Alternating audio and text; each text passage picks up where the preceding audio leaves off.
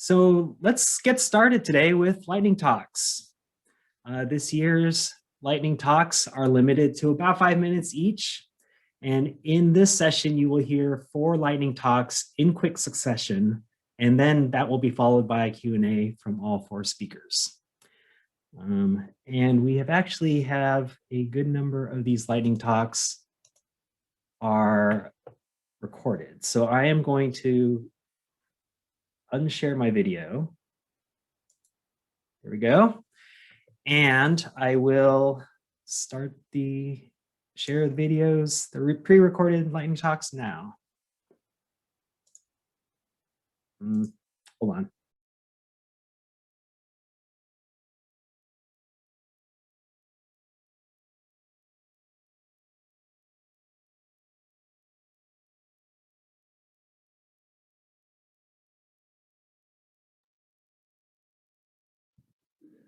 Hello, and welcome to my lightning talk on the current state of music cataloging in the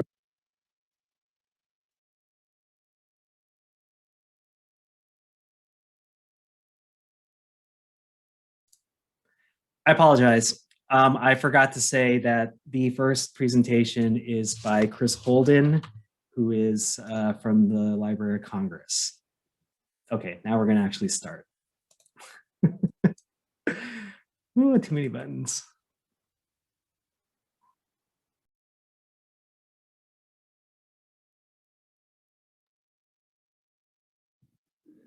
Hello, and welcome to my lightning talk on the current state of music cataloging in the RDA Toolkit.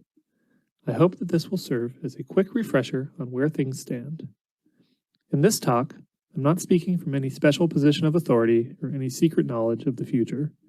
Instead, I hope simply to clarify the current state of where things are and how things are going to move forward, and explain this as simply as possible. So, where are we now?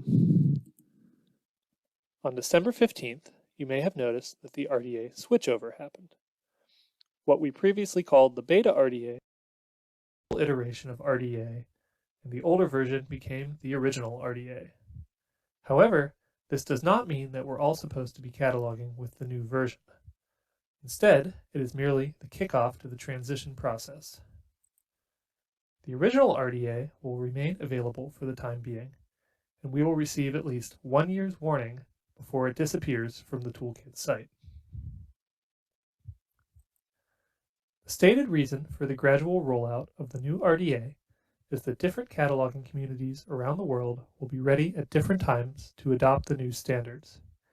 Each community will have its own timeline for training and for developing application profiles and best practices. The PCC recently announced they do not plan to implement the new Rda any sooner than July 2022. However, this doesn't mean that nothing is going to happen before then. Work is being done to update the LC-PCC policy statements for the new Rda. The full set of policy statements are scheduled to be released in the spring of this year. It should bring clarity and focus on exactly how we'll be using the new version of Rda. In the current toolkit, you can see an example of how the policy statements are going to appear in a column next to the text of Rda proper. It will look like this. Of course, the LC-PCC policy statements are not the only policies used by music catalogers. The MLA best practices are also an invaluable tool when using Rda, and these will have to be updated. These best practices have not been updated since the Rda toolkit was frozen in April 2017.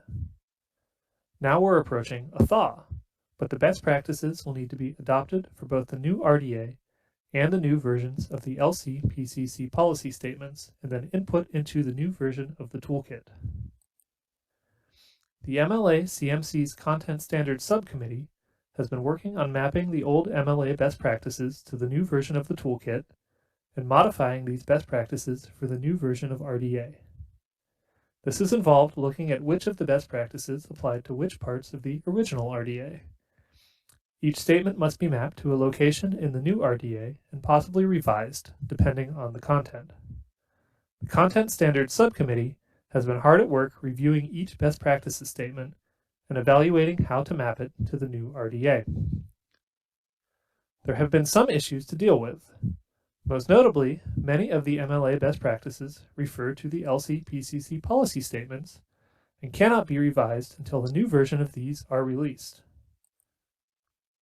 The first version of the MLA best practices will be added to the RDA Toolkit on April 6th of this year, although this is unlikely to represent the entire set of best practices.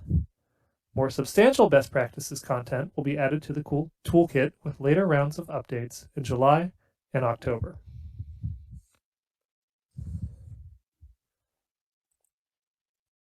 So, all of these things are in the works. You're probably asking yourself, what should I be doing to prepare for the new RDA? The best thing to do is exercise patience and see how things progress with the rollout. It would help to familiarize oneself with the layout of the new toolkit and prepare to explore the new LCPCC policy statements and MLA best practices when they are released in April of this year. These will bring clarity to how RDA is going to be implemented in the North American music cataloging community. Specific training materials will most certainly follow.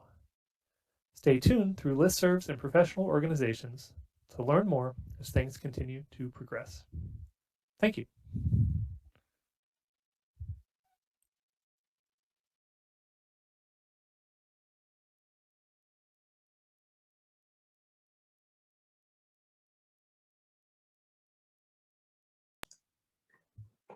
Right. I apologize for this. I need to get my program out here so I can actually see what's next. I know what's next in my head, but I want to make sure I don't misspeak. So here we go. I'm going to get that up. And then we will start the next session.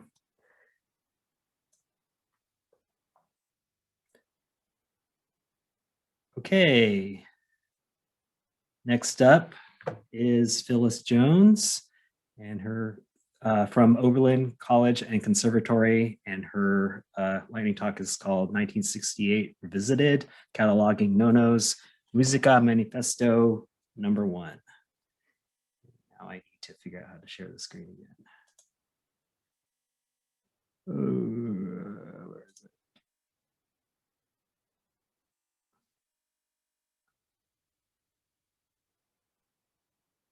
Okay, oh, there it is.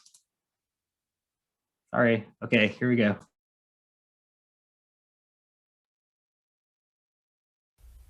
In May 1968, tens of thousands of university students poured into the streets of Paris to protest imperialism, consumerism, and an antiquated and oppressive system of authority. Erecting barricades, setting fires, and adorning walls with anti-establishment slogans, they were soon joined by millions of workers in sympathy strikes throughout France. These events profoundly transformed French society and inspired numerous works of art, including Luigi Nono's 1969 Musica-manifesto #1. I'd like to talk today about one of the challenges I encountered while cataloging a CD of the Nono work, a reissue by Schachtel in 2018 of a disc originally issued in 1969. Musica-manifesto #1 is in two parts. The first, Un volto del mare, sets a text by the anti-fascist Italian poet Cesare Pavese for soprano, reader, and tape. And the second, Non consumiamo Marx, features texts scrawled on the walls of Paris during the May 1968 student uprising, and field recordings of protests held the following month during the opening of the Venice Biennale. In addition to headings reflecting medium of performance and Pavese's contribution, I decided to provide headings for these two signal historical events underlying Nono's work. Why? Using subject analysis to link musical works to the historical events they comment on or describe unlocks the door to cross-disciplinary study, making possible fruitful interactions among music, art, and various liberal arts disciplines. For example, Julia Wolfe's secular oratorio, Fire in My Mouth, might augment a history class's exploration of the Triangle Shirtwaist Factory fire of 1911, which killed more than 100 workers, mostly women. Without appropriate subject analysis, Wolfe's oratorio is likely to remain outside the scope of liberal arts study. Settling on a subject heading appropriate to the opening of the Biennale was simple, less so for the Paris Rebellion. I began by looking for subject headings assigned to monographs on the topic, finding an array of solutions, none of them completely satisfying. On the left of the slide are subject headings found in the wild that are partially controlled, coded 650, or completely uncontrolled, coded 653. Note use of terms revolt and revolution. On the right, you can see the fully controlled LC subject heading as it appears in the authority file and with the subdivision songs and music as used in my bib record. Note use of the term riots. Why did this choice leave me feeling dissatisfied? First, the heading lacks specificity. The events in France have collectively become known simply as May 68 or May 1968. Having left an enduring mark on French society, they seem to warrant something more specific. Second, the heading uses a loaded term, riots. As we know, a name is almost never neutral, and the act of naming is done from a position of power. From Haymarket in 1886 to Stonewall in 1969 and beyond, subject heading terms range from riot to massacre to uprising. In some cases, the term has undergone modification from, for example, Tulsa Race Riot, Tulsa, Oklahoma, 1921, to Tulsa Race Massacre, Tulsa, Oklahoma, 1921. So, in the case of May 1968, I contend there's a need for a more specific subject heading and one not valorizing the property damage aspect of the events. Although some subject access is better than none, the Nono work presents an opportunity for re-examining the existing heading with an eye to possible revision. As disciplinary boundaries become blurred, through an active, even creative approach to subject analysis, we can highlight the potential of recorded sound in our collections to forge collaborations between music and history and to illuminate linkages among the arts. I will close with this image of Joan Mirau's painting inspired by the events of May 1968.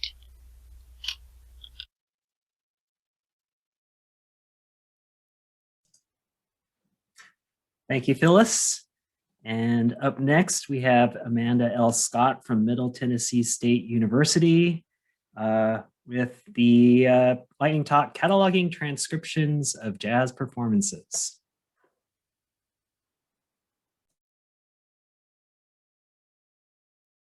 Hello. Notated transcriptions of jazz performances have been sold since the 1920s. They are used by both performers and scholars. However, transcriptions of performances present challenges in cataloging. Current cataloging standards don't address them directly, and it is not always obvious how to best apply these standards to them. Middle Tennessee State University acquired a group of transcriptions of music played by jazz trumpeter Clifford Brown. Transcribed by Eric Veldkamp, these transcriptions are a recent effort to transcribe every note Clifford Brown put on record. Each volume in the project corresponds to and is titled after one of Brown's albums.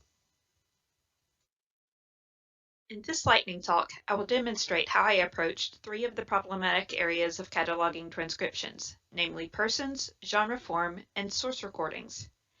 I will also present a wish list for cataloging standards that would address some of the current challenges for cataloging these materials. In my opinion, it isn't obvious whether Clifford Brown should be considered a creator or not according to RDA. Ultimately, I decided in the affirmative and recorded the heading for Brown in the 100 field based on my interpretation of RDA 6.28.1.5, which contains instructions for adaptations of musical works. Although these albums mostly consist of works composed by others, these transcriptions show Brown's improvisations derived from the original works, and it is Brown's creativity that is the focus of the volumes. Having settled that point, I wasn't satisfied with any of the relationship designators for creator or with the option to use the element name creator as a relationship designator, so I omitted the element altogether for Brown. I did use the relationship designator transcriber for the heading for Eric Feldkamp. Next, I used the genre form terms jazz and scores, though I wondered if it would be more appropriate to call these materials parts. Also, using one of the narrower terms for subgenres of jazz might have been appropriate for some volumes. There is not a term in the Library of Congress genre form thesaurus for transcriptions at present. Because I wanted to document the source recordings in the records, I mentioned them in a 500 field. The example in this slide is typical for these records with place and date of recording and album information. I also included an 046 with the date or dates of recording. But as you can see, this results in a lot of unstructured information in a single note. Here is one option for recording the same information in a more linked data-friendly way with 518s and an 033 for place and date of recording. I chose not to use these fields in the actual records because this is a transcription of Brown's recording, not the recording itself. However, one advantage to these fields is that they can accommodate URIs. The URI in this slide points to the Wikidata entry for the Beehive Lounge, where this performance took place. This slide also has a 787 field for the album, though you will note that there is no relationship designator in this field.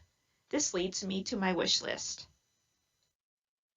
I think it would be helpful to have a relationship designator that could be used to describe the relationship between performed music and a transcription of it. The example in this slide is based on the formatting used in the new RDA. In addition, LCGFT currently doesn't have authorized terms for transcriptions, but I think it would be useful to have a genre form term for transcriptions of performed music. As I mentioned earlier, transcriptions are sought out by some musicians and scholars, and a controlled vocabulary term for this kind of material would facilitate collocation and retrieval. Since transcription has several meanings in the musical world, a genre form term would probably need a scope note to demarcate which type or types of transcriptions the term is intended to describe. As an aside, the Art and Architecture thesaurus has a very broad term for transcriptions in general. This concludes my lightning talk. Thank you for listening.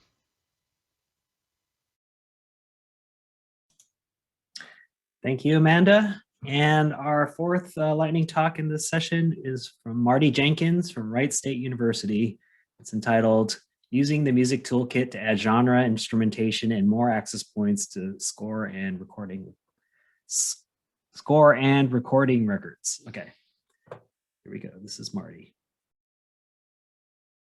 Hello, I'm Marty Jenkins, and I'm here to give you a quick introduction to using the Music Toolkit. So let's get right to it. The Music Toolkit is a program that takes information that's already existing in bibliographic records for scores and recordings and uses that information to generate some of the new faceted access fields, most notably 382s for medium or performance, and 655 for genre form. The toolkit works within the OCLC connection client and consists of a macro written in the OCLC macro language, connection macro language, and a dynamic link library. Note that you use the tool on one record at a time, and as noted here under your responsibilities, you do need to review each record after you've run the program and make sure that the fields entered are appropriate. Alright, so let's look at a couple of examples. I have the connection client open here, and I have open a record for a Harrison Birtwistle Chamber Quartet. And as you can see, there's no medium or performance 382 field, no 655s yet. So I will give the keyboard shortcut that I've created for running the macro, running the toolkit. And you see that it's added a 348 for score, 348 for part, 382, and genre form entries for scores, parts, and for chamber music. And all of this was pulled from information in the existing bibliographic record. So the instrumentation came from the subject heading, the presence of scores and parts, and so forth. Okay, let's look at another example. This one will be a record for a sound recording, a CD of the Schnittke violin concertos. And again, hit my keyboard shortcut, and just that quickly, new fields are added. It's 382 for the medium, and 655 concertos is added. Okay, here's another example where we will see another chamber work, for score for a chamber work. And here's where the human review will come in afterwards. You can see this is a piece for soprano and chamber ensemble. There is a full listing of the ensemble's members in the 500 note, but the subject heading does not spell all of that out properly. So when I run the macro, the 382 that's created, it says high voice and instrumental ensemble. Here you know the piece is for soprano, so you may want to change this to soprano voice, and you also have the option to create the more detailed 382 based on the exact instrumentation in the 500 note, or stick with the instrumental ensemble heading that was pulled from the subject headings. You can find the toolkit on the CMC website under Cataloging and Metadata Resources. If you choose Genre, Medium, and Subjects, and scroll down to the bottom of the screen, and here's the link to the Music Toolkit. And that will take you to this page at Northwestern. The file here is the Music DLL, is the actual program, and this documentation link is the pages that I was showing you actually at the beginning of this presentation. So that is a very quick look at how the Music Toolkit works, and I'll be happy to entertain questions at the appropriate time in the session. Thank you.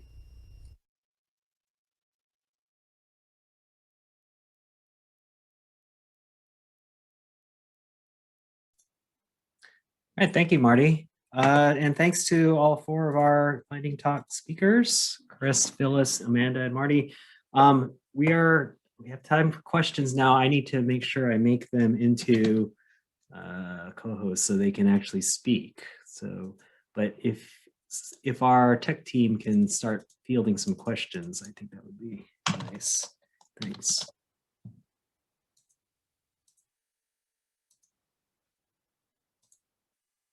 Okay, Chris, your Phyllis is now co-host.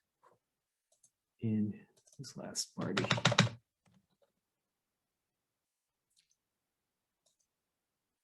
Okay, so let's see, what do we have here? We have a few minutes. Janice Bunker has a question. Okay, Janice, which is, can you read it? I'm still scrolling through all these things. Okay, so my question is for Chris Holden. I'm wondering if anyone has talked about, I mean, because we're going to have LCPCP, I can't talk today, sorry. The LCPCCPSs plus the MLABPs kind of on a side rail. I guess my question is, has anyone talked about what an application profile might look like? Do we have any idea? Because personally, I've been using, I mean, I've delved into the new toolkit a lot. An application profile is going to be very essential. Does anyone have any idea what that might entail as far as the music community's application profile? Chris, if you don't mind, I can jump in here about application profiles. I was going to say, go for it, because I think you know more than I do. So the Library of Congress has just started, and I'm participating in creating an application profile for RDA. It is, of course, it's a very general application profile. This application profile would detail whether or not the element can be used, whether or not it's mandatory, if it's only mandatory under certain circumstances, the recording methods that are allowed, the values that are allowed, and a few other things. My hope is that once we get this done, we can start creating more in-depth application profiles. For instance, I'm cataloging a score, that could be an application profile, or I'm recording something, that could be one. The development hope for in the future for the new RDA is that these application profiles could be plugged in to the toolkit to give you just a display of the elements that are allowed for your particular profile. Thanks, Damien. It's like we have a lot of questions and we don't have, actually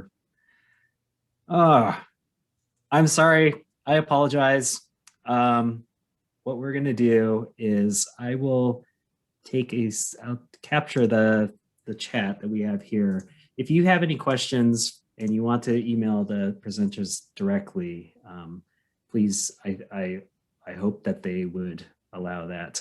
But I will pass on any questions that apply to the 4 lightning talks right now. But we need to move on to our next session because